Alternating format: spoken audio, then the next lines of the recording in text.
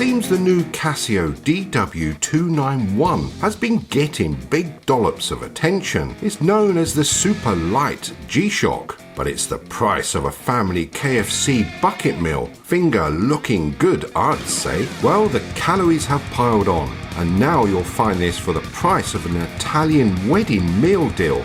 That was a mouthful. Anything that starts to become popular gets a good price jacking, as we know. So my hunt for a diet price begins. In my searches, I discovered a new seller. Being honest, they were the cheapest, which got my attention. The company is called TicTacArea. They are watch suppliers of various brands and nothing to do with minty freshness. So my questions: are they trustworthy? Are the watches genuine? And has anyone reviewed them? Hello Trustpilot, show me the good and the ugly on TicTacArea, please. I always like to start off with the worst. The ugly reviews seem to be about delivery times, mainly for those in the USA and Canada. I do like that the company reply to those with concerns, and it seems a few reviews are just out of spite. So maybe this is because of their low prices, and competition can get nasty. Now, the company is based in Spain, and if you're wanting a good deal, then there will be a sacrifice with delivery times, so bear that to mind. But they do offer faster delivery, with additional costs of course, with the majority of positive reviews being very happy, especially with pricing and service. And so the only way to get the real experience is to order from them. I have to be honest, I've read many of their negative reviews, but the ones I find the most odd is those that moan it's been months with no sign of delivery. Personally for me, I wouldn't leave it so long to contact the company. So it's not really something that's the company's fault. But with the delivery side, we all know there's a pandemic. Unless ordering a pizza. So don't leave it till the blood boils. They're not clairvoyants. I have no connection with the company, so you won't find any links for discounts. This is as if you bought it. It has taken nearly 2 weeks to arrive, so here it is. And it seems to have travelled over the Netherlands. But I didn't request a faster option, so I'm happy. But hey, it's in my lightbox, most importantly. Enough about Tic-Tac minty freshness. Let's get on with it. Thank you very much for the G-Shock bag. Well, I've never had one of those before. And so far, the box looks very genuine. And I also like to say thank you for your business card. I guess it was you that I was speaking to. I'm not even going to begin to pronounce your name because I know I'm going to cock it up. So a huge thank you, and I'm impressed already. So it is a DW-291H and all those letters there. And it all looks absolutely perfect. This looks very typical of a Casio watch box. That looks like carbon fibre. Is that real? Oh, I love the smell of cardboard. So I've never seen one of these in person, so I'm going to do a live unboxing with you guys so I can really get that real experience. And wow, let's get that out. So far, I'm sort of impressed with the size of it. Try and make that as least noisy as possible. Oh, wow.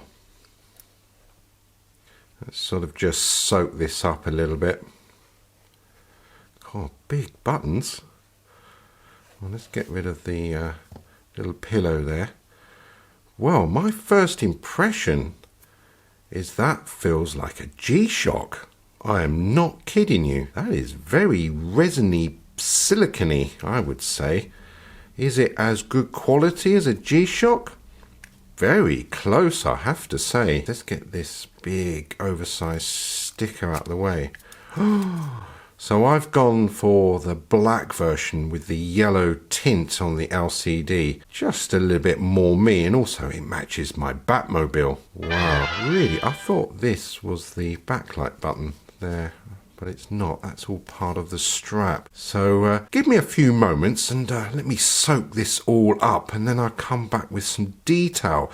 but at the moment I'm very, very impressed. What is this Casio about? Well, my view of it, selecting the G-Shock GD350, this may be a little bit too big and bulky for some of you. Maybe this style of G-Shock is a little bit too expensive for you. And then you have these Casios here.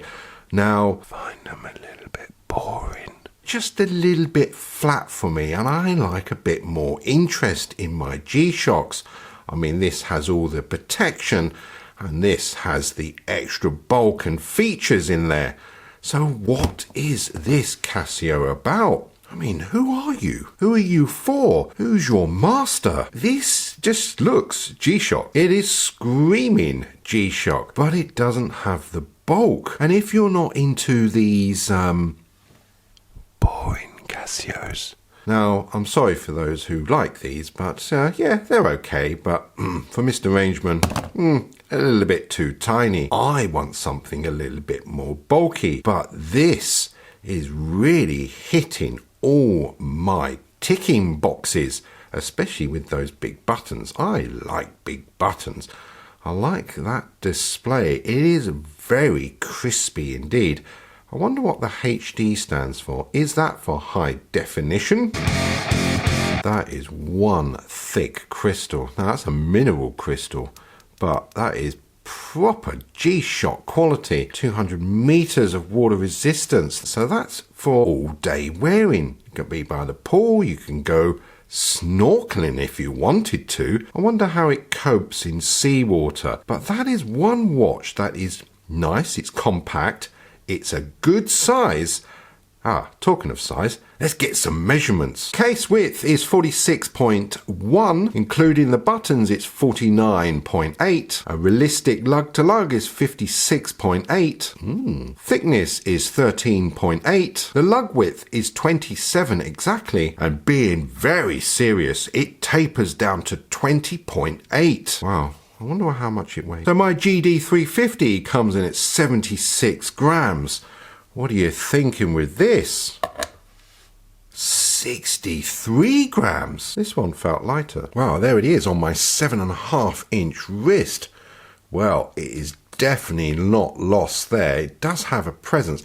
I'll tell you what that sort of size reminds me of. It reminds me of the King, the GX56 King.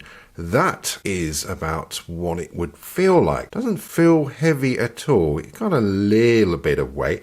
I'll take it this strap is super, super light. But, wow, that looks good, doesn't it? Hey? Yummy. Ooh, delicious. Have a look at the bezel with the crystal. Now, the crystal sits a little bit below the rim of the bezel.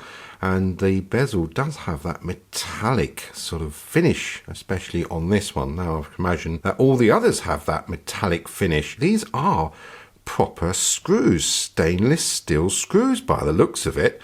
And whether they go all the way down into the bezel, I don't know. Are they just for show, like on the Rangeman, the GW-291H? They're fake. This feels like a hard resin. It's not rubbery at all, but when you go to the case, that feels more sort of like the plastic you would have on a sort of typical Casio G-Shock.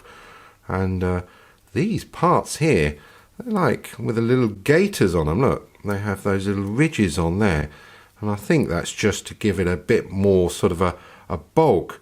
But they are big buttons. Big buttons. I do like they've put a little bit of an edge there on the button. I say these are all polished buttons and they're very shiny, so they are quite slippery just by touching them. But because of the size of them, yeah, I don't think you're going to have problems pushing those. Let me just push a button. Ooh, now that feels... No. What am I feeling? Does it feel like a G-Shock? It has a little bit of a sponginess to it, but it does have that responsiveness. Yeah, very responsive. Maybe it just needs to be used because it's all new still. On this end of the strap, these are very, very nicely done. I like those, and because they act as sort of ventilation as well.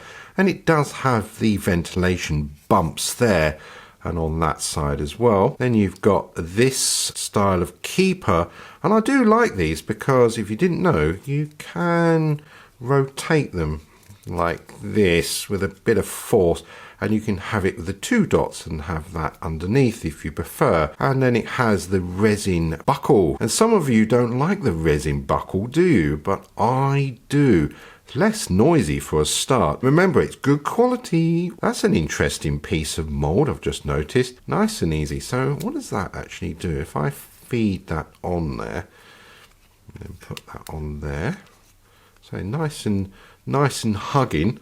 So what does that do? Does that actually do anything? Maybe it gives you a little bit more grip, especially if you've got very smooth manicured fingers. Case back is all in stainless steel, held in with 4 screws, and there is the model number. Then you have the module number, water resistant to 20 bar, and it's made in China, and it's got EA, whatever that stands for. I like the fact that they've got these little lumps here, very much like you have on G-Shocks, so it has that nice form like that. So it's all part of that protection, I guess, but it doesn't say this is shock resistance. So I thought these parts here were the buttons, but it's all part of the case design. The strap actually begins here. So that to me is, yeah, it's part of protection, isn't it? Come on, has to be. Yeah, there's a little bit of protection all around, really. Got some bits there in the middle there, and I think this is all just to basically bulk it up. You've got some more there, and yeah. So how are you liking that so far? Are you at that point where you think, well, I might as well spend a little bit more and get the actual G-Shock written on there? The only thing I'm not really liking the most is the wording up there, Illuminator. I'm not really into that. I'd rather they just put Casio there, maybe. Now, going round on the edge here, you have this crisscross pattern, and I'm sure that's actually on the glass, unlike where the light and search print is. And underneath you have sort of a very sort of grey sort of painting or depth. I'm not sure actually what it is. There's something dimensional underneath there. And then you have this part here running through the middle and then going around where the subdial is.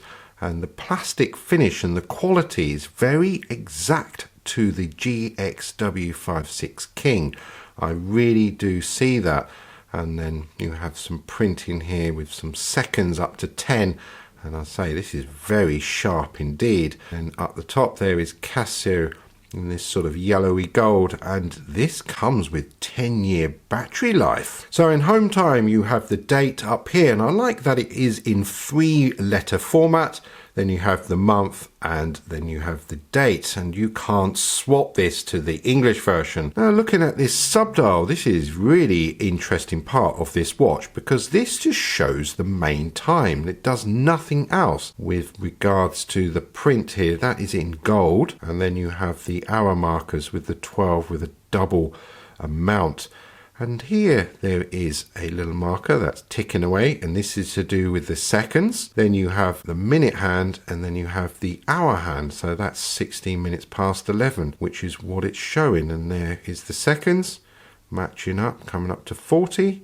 Perfect. Look at that. How cool is that? Now it's got these crosshair lines in there, so I imagine when that's over those lines it might be a little bit difficult to see. Maybe Casio, if you're listening, thicker LCD hands, or just get rid of the crosshairs. You have the bar here, and this is counting the seconds, and it counts up to 10 seconds.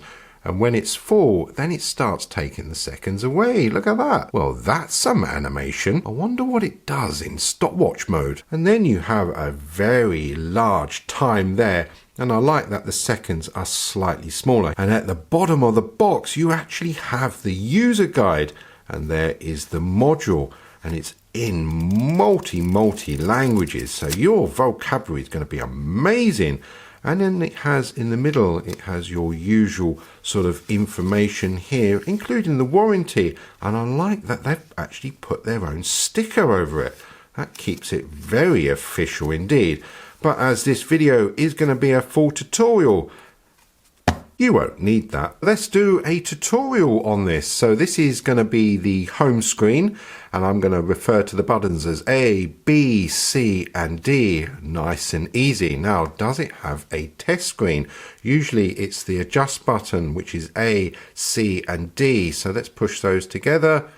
And yes, there is. Look at that. Very fine detail on there. Look at that. There you can see it's got alarm, signal, and mute, and daylight savings there. And it's got a P up there. So I wonder if there's any more to choose from. Pressing button D. Oh, we get another test screen there. Press again. Got some numbers. And then back to home time. So back in home time, if I was to press button A, and which I will do right now, it comes up here in this display. It came up with London, see, L-O-N, and then it comes up with T1, and T1 is basically time 1, which is the home time. Now, if I was to press button D, I can now go to different options here. Look, I got time 2, I got time 3, time 4, and then back to time 1. So there, New York City, then I've got Paris, and then Tokyo. But if I wanted to change the Tokyo, just a long press on the A, well, for a few seconds, and then it flashes. And then I can use button B and D to change this. So I can go either easterly or I can go westerly. So if I wanted to go back to Hong Kong, say, once you're happy, you just press the adjust button once, and now that's set. So there's my home time.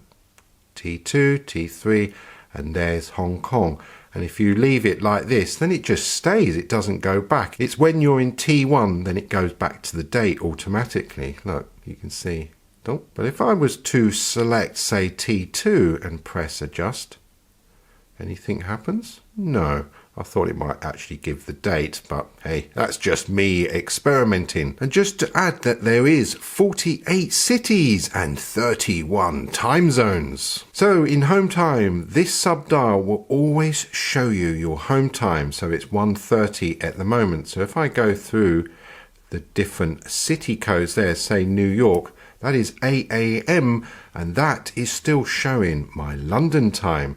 So that is something that's very handy indeed. So you always have the home time shown. It doesn't do anything else. It really doesn't do anything else. Oh my gosh, this just did something amazing. So you're in home time, and you know, when I press the A button there, it just shows you your home time.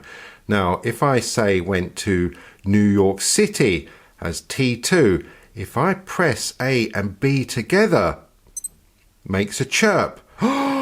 Now the time has been adjusted. So now if I press A, I now have the time swap. Look, it's even changed the time there to 8 AM in the morning. Look at that. So if I was to go back, there's T2. It's now set to London. If I press A and B together, you watch the time difference here. This is the time now in the UK, London. And now I'm back in home time. Look, my time is now swapped. Look, I'm in London T1, and pressing button D goes to New York. Now I can do it for either of them. Look, I can do for Hong Kong. There is the time in Hong Kong, 9 PM. Pressing those two buttons. That is now my home time. Look at that. Oh, that is genius. I like that. Where's London? Let's get back to London. That is so brilliant. Love it. Well done, Casio. And the next feature in home time is the backlight button. Ooh, orange. I wasn't expecting that. And I must say, that's a good choice, especially at night. You don't want to sunburn those eyeballs. Yeah, I like that. Just for 1 second. I wonder if it has a auto backlight. I don't think it does. No auto backlight. Can push it all day. I've got 10 years of battery. There you go. And now for the adjustment side. And this is from home screen. Pressing the button A here for a few seconds. makes a little chirp, and then it comes up with the flashing seconds. And you can use button D here to adjust it. So if I was to press it now, it will zero off the seconds. Now, if it's over 30 seconds, it will notch on the minute. So let me give you an example. Press that, there it goes, 00, and now that's notched up to 43. Then pressing button C will advance, and it will now go to the daylight saving, and it's come up with off up there, and here is the daylight saving icon at the bottom. Pressing button D will toggle this either on or off, and when it's on, the daylight saving time icon will be shown in home time. So at the moment we're not in daylight saving, so I'll have that off. Now pressing button C will advance to the city code, and up here it's London. As mentioned, you have 48 cities to choose from, and you can use button B going westerly, or you can go easterly using button D. So I need to have it on London. Then press button C will advance, and you have now the hours, and again you can use these two buttons here to go up and down.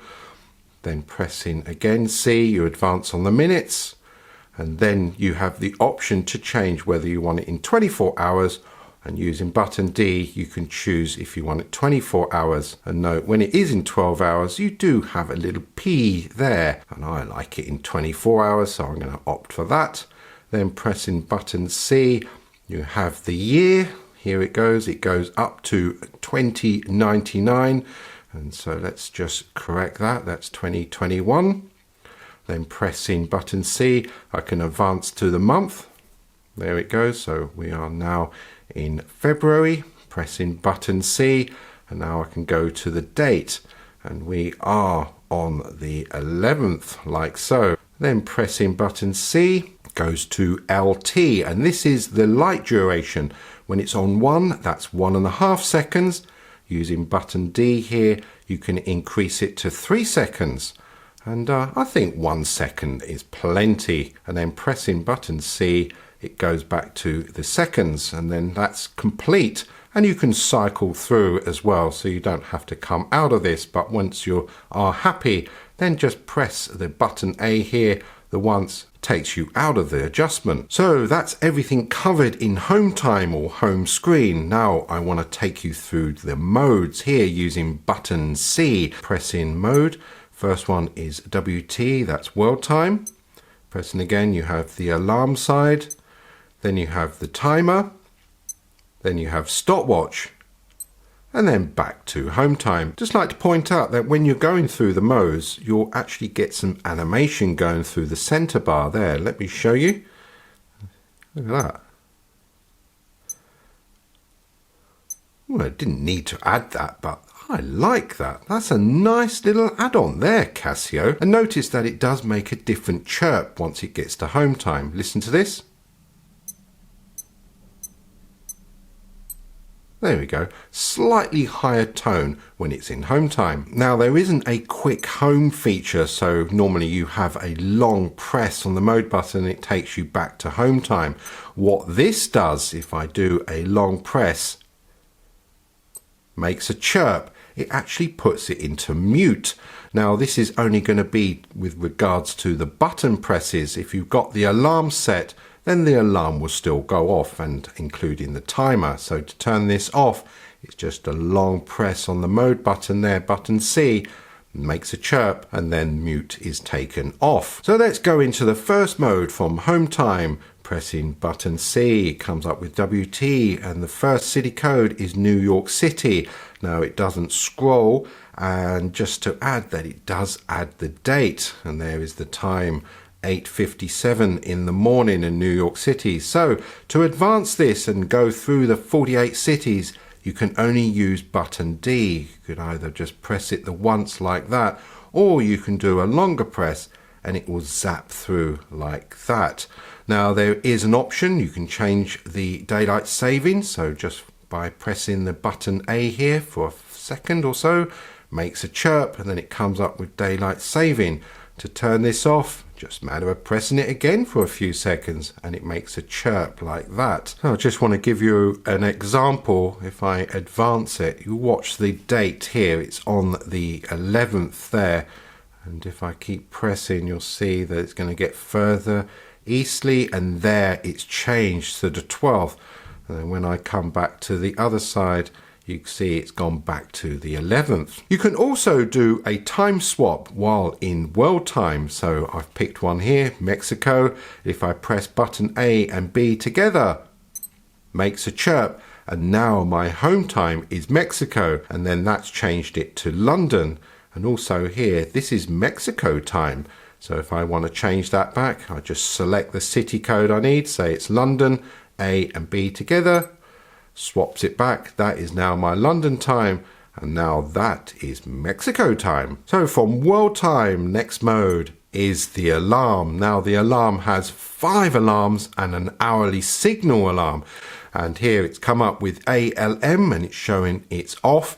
And then it has a 1 here, and that's to indicate that's alarm 1. Pressing button D, I can advance. So that's alarm 1, alarm 2, alarm 3, alarm 4, alarm 5, and then this is the hourly signal. And to turn the hourly signal on, press the adjust button just the once. Button A comes up with on, and then at the bottom it comes up with SIG. And then to turn this off, you just press button A, comes up with off, and then the icon is gone. So if I advance and go to alarm 1, again I can turn this on, press once, comes on with on, but it also has this 1 here, and this is to indicate this is a one-time alarm. So basically once the alarm goes off, then it turns it off by removing the icon there.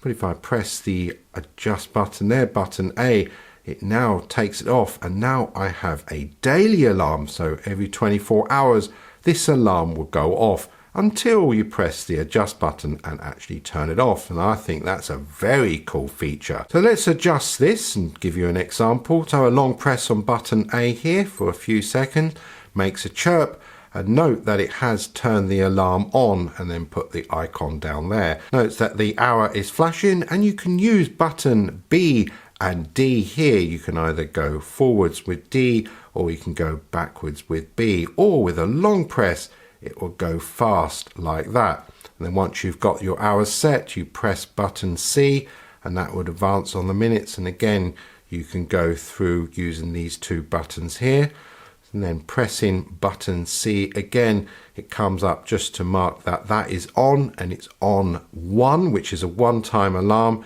And then you just pressing button C will just go through the hours and minutes and recycle like that. So once you're happy, you press button A, and that is set. When the alarm goes off, it goes off for 10 seconds. You can either just let that lapse, or you can press any one of the buttons and that will turn it off. And instead of just setting this, I can actually give you a demonstration, and it doesn't matter which alarm you're in or if you're in the hourly signal. It's just a long press on button D, and then you have the test alarm like that. Next mode from alarm is the timer. Now this is a 24-hour timer, so this is measuring the hours, the minutes, the seconds, and the 1/10 of a second. Easy start stop. So when it's all in the zeros, by pressing button D here, it starts straight away from 24 hours. And there you can see 1/10 of a second firing up there, seconds, minutes, and hours.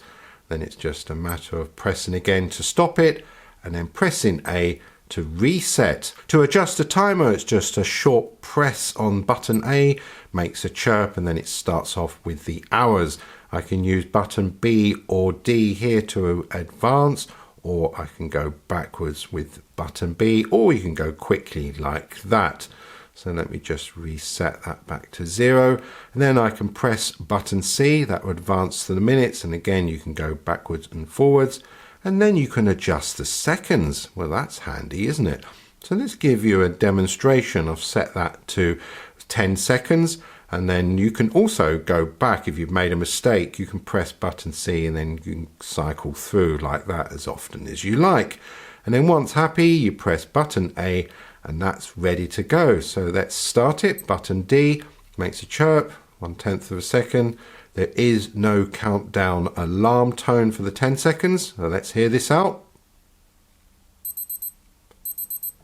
And it makes a chirp like that, and it will go off for 10 seconds or if you press any button and once it's stopped, it resets back to the time you had it on. From timer is the stopwatch. This is 24 hours worth of stopwatch. So you have 1/100th of a second here. You have the hours, minutes and the seconds. Easy start stop using button D here. Makes a little chirp and you see the 1/100th of a second firing up there, counting the seconds there. And then pressing button D stops it. Pressing button A resets it. There is a split time function, so let's start the stopwatch. Button D, I press button A, it comes up with SPL flashing. Note that the icons here are also flashing. Now if I want to stop the stopwatch, press D, SPL stops, the icon stops. So that's my first time. Pressing button A gives me my second time, and then pressing for the last time resets it. And just to point out that the bar here on the stopwatch is just counting the seconds. I thought it was going to do the 1/100th of a second and go absolutely nuts. Casio, what are you playing at? All right, let's do a size comparison between these two because I didn't do it at the beginning. Look at that, they're pretty much the same size. But with regards to the thickness, you can see that the G-Shock is that little bit more fatter. Just going back to the strap between these two, I have to add that the G-Shock just feels that little bit better. I don't know, it just feels like it's going to last a longer time. Whereas this, you can feel that it's a little bit thinner and it's not so rubberized as on the G-Shock. But then there is the price difference. And I think this should last quite well, considering you're not going to be taking it in the same environments as you'll say as the G-Shock. So maybe that's the reason why it feels different. But let's carry on with the comparison. That is your square there, and you can see there is quite a big difference. And it's more about the lug to lug size here. So this one does have a slightly longer sort of dimension on that side there. So if that's something that you are considering, then there is the side by side between those two. Now I'm on a watch group called CASIO Passion, and that's a knockoff from CASIO Passion. Well, it's actually the same people, but they decided to make a Casio group. And I noticed a few of these pop up, and not one of them have anything negative to say about it. And seeing it in pictures and in catalogues and just on a wrist shot wasn't enough. I really had to come and see this up close. And I'm not disappointed. This gets a massive thumbs up from Whoop69. I am blown away. This, to me, is really a G-Shock. I don't see anything else it can't be. So if you're in the market and you don't have the money you really want to sort of splash out on a G-Shock, but you want all the G-Shock bits and pieces, including the 200 meters, then this is that beauty. I am impressed. And again, thanks a lot, TicTacToc and TicTacArea. Let's get that right. Thanks a lot, TicTacArea, in case you're watching. For those who are thinking about ordering, well, I've got the real example here, and I'll say in a couple of weeks, posted from Spain, Netherlands to England. I'm happy with that. It saved me a lot of money, that's for sure. Anyway, that's the time. That is the WorldTimes. It has everything on there. Timer, oh God, it's just incredible. Anyway, thanks for watching.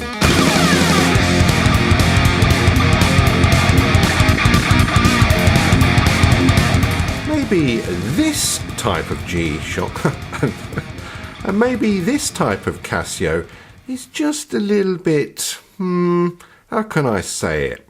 Just a little bit boring. Just a little bit boring. Yeah, don't take that personal, but for me, I've only got this Casio in my box just so I can set the time from it, from my automatic watches. But really, I don't wear this because it's just, I don't know, it's a bit, I mean, it's a great watch, isn't it? I mean, for whatever you want it, use it for. I mean, if you damage it, you don't mind. Thing is, I don't want to offend anyone, but I also have to be honest. This isn't a Casio I wear. Do I like them? They're not too bad. Would I wear them? No, I don't wear them because they are just very basic. Time, alarm, stopwatch, and that's all you get. Oh, and you get adjustment. Oh, and you get a backlight.